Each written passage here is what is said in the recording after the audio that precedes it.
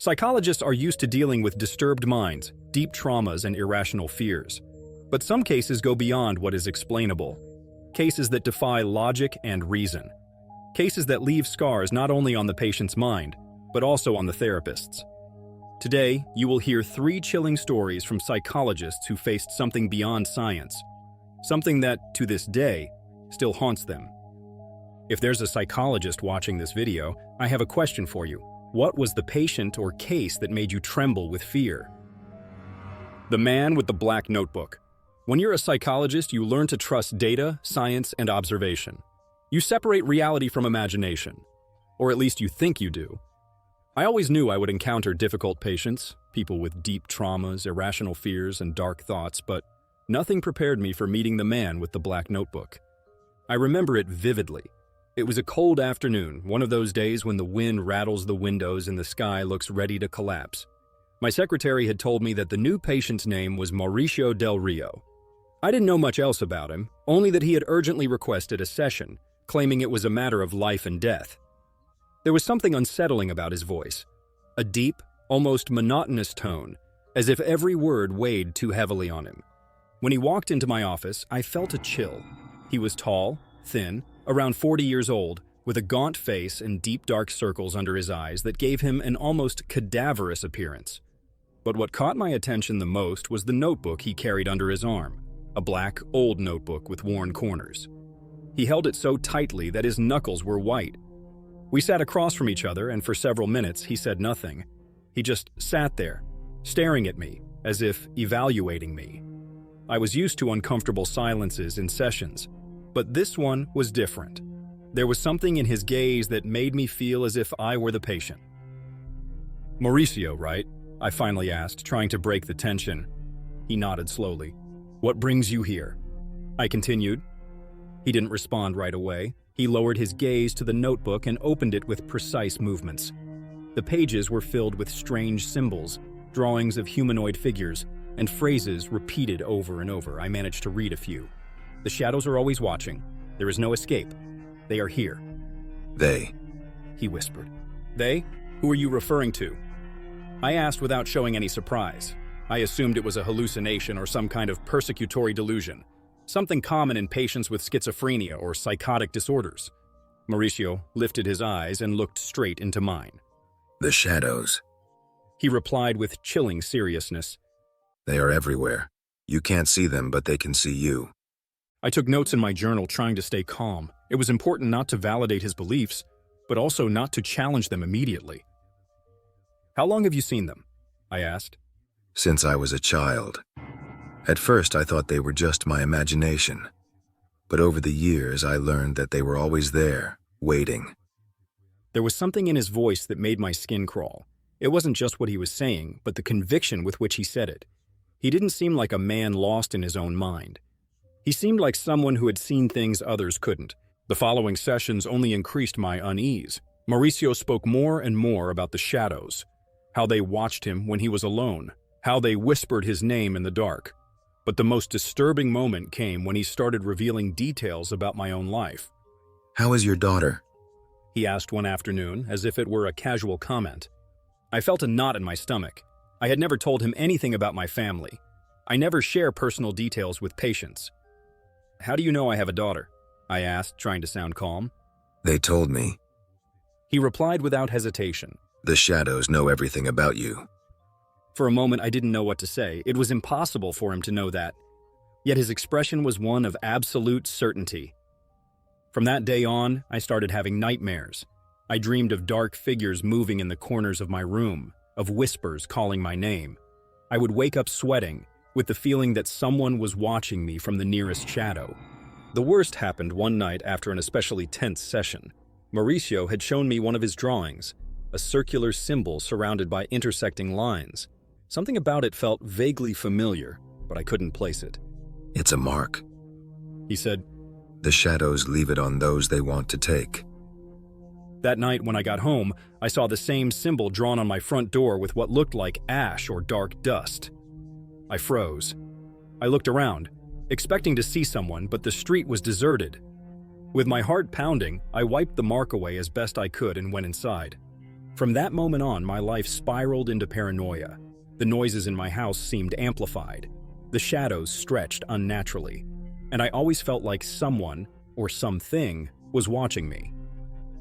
Eventually, I decided to refer Mauricio to another specialist. I needed to distance myself from his case, to regain my sanity. But the fear never left. Even now, years later, I sometimes find that symbol in random places, on a fogged-up window, in the dust on a bookshelf, on the wall of my office. I always erase it immediately, but the feeling of being watched never completely disappears. I have come to accept that maybe there are things we don't understand, things hiding in the dark corners of our perception.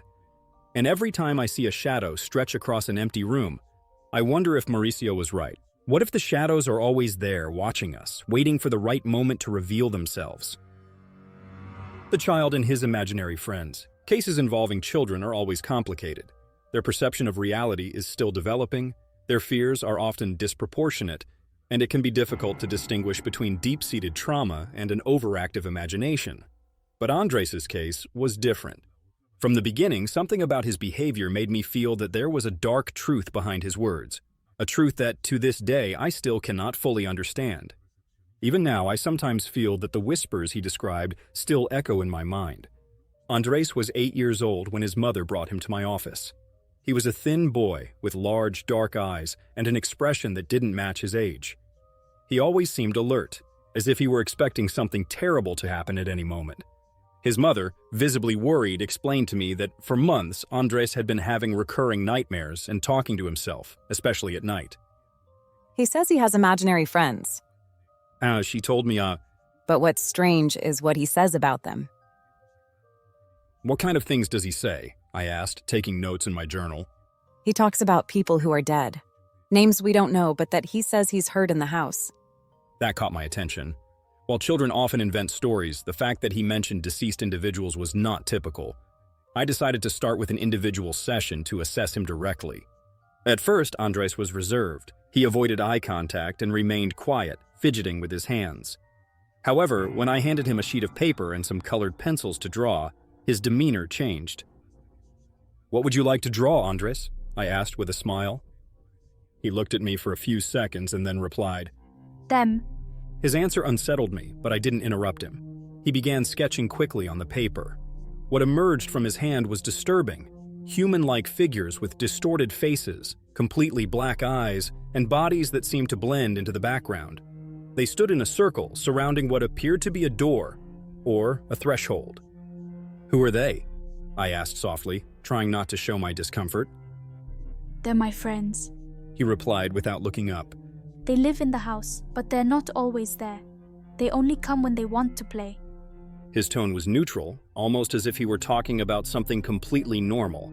I tried to dig deeper. "Since when have you known them?" "Since we moved in. At first, I only saw them in my dreams, but then they started talking to me when I was awake." A shiver ran down my spine. Auditory hallucinations are not uncommon in children with anxiety or trauma, but the way he described these figures didn't feel like a simple product of his imagination. "And what did they say to you?" I asked, trying to sound calm. Andres stopped drawing and looked straight at me. His eyes held a strange mix of innocence and something darker, something that shouldn't have been in the eyes of a child. "They say they're waiting," he whispered. The rest of the session went by without incident, but those words stayed with me. That night, I researched the history of the house where Andres lived. I am not a superstitious person, but what I found made my stomach tighten. Decades ago, there had been accidents, disappearances, and unexplained phenomena in that property. The following sessions with Andres only deepened my discomfort. His drawings became more detailed, showing the figures with increasingly defined features. Sometimes, he described situations that seemed straight out of a horror movie. Doors opening on their own, voices calling to him from the dark corners of his room, shadows sliding across the walls. One afternoon, while we were talking, Andres suddenly stopped mid-sentence and looked toward the corner of my office. He frowned, as if listening to something I couldn't hear. "Andres, is everything okay?" I asked, following his gaze. He didn't answer right away. Then, very slowly, he said, "They're here. They came to see you." The air in the room felt heavier. I laughed nervously, trying to break the tension. "And what do they want?" "Just to watch." He whispered. After that session, things started to change for me. I began experiencing strange occurrences in my home. At night, I would hear whispers that seemed to come from nowhere. Sometimes, when I turned off the lights, I saw shadows moving in the corners, as if someone was watching me from the darkness. I tried to rationalize it, telling myself they were just suggestions planted by Andres' case, but the situation worsened. One early morning, I woke up with the overwhelming sensation that someone was standing at the foot of my bed. I turned on the light quickly, but there was no one there. However, on the wall, I could see a strange mark, as if small hands had left prints there. I decided to face my fears and talk to Andres about what was happening to me. During our next session, I explained what I had been experiencing. He listened calmly, without looking surprised.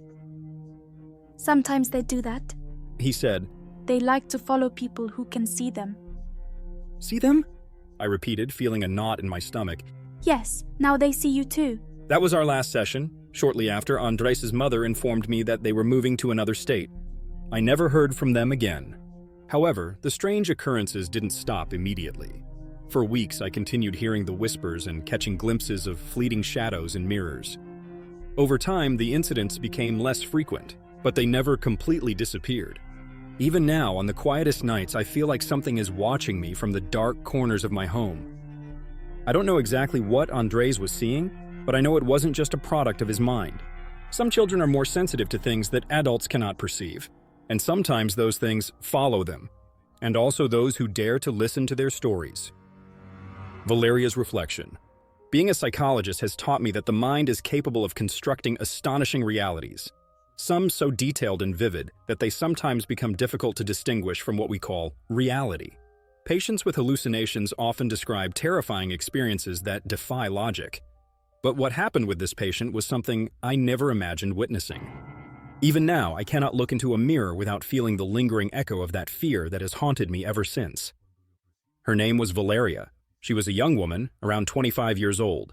She came to my office with a prior diagnosis of dissociative disorder, though her mother warned me that her symptoms had worsened. During our first session, Valeria was withdrawn. She kept her eyes fixed on the floor, responded with monosyllables, and avoided any eye contact. It wasn't until I mentioned mirrors that, suddenly, she lifted her gaze as if I had read her mind. "Why did you mention that?" She asked, her voice tense. I explained that I had reviewed her medical history, which mentioned an obsession with mirrors. She seemed to fear them, but at the same time she needed them in some way. Valeria stared at me with an intensity that unsettled me. "They don't want me to talk about it," she murmured. I frowned. "Who are they?" I asked.